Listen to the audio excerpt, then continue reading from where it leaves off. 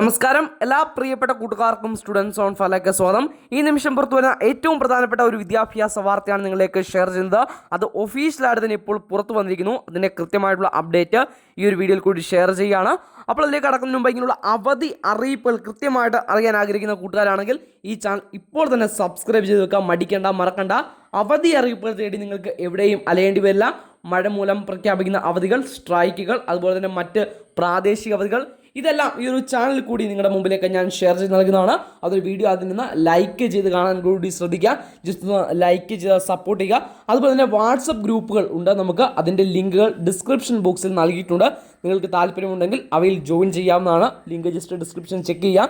അപ്പോൾ നാളത്തെ ദിവസം തിങ്കളാഴ്ച അവധി പ്രഖ്യാപിച്ചിരിക്കുന്നു. ജില്ലയിലെ മുഴുവൻ വിദ്യാഭ്യാസ സ്ഥാപനങ്ങൾക്കും കനത്ത മഴ തുടരുന്ന സാഹചര്യത്തിൽ കണ്ണൂർ കളക്ടർ അവധി പ്രഖ്യാപിച്ചിരിക്കുന്നത്. അപ്പോൾ കണ്ണൂർ ജില്ലയിൽ നാളെ ദിവസം വിദ്യാഭ്യാസ സ്ഥാപനങ്ങൾക്ക് അവധിയായിരിക്കും. അറിയാത്തവരിലേക്ക് പാസ് ചെയ്യാം.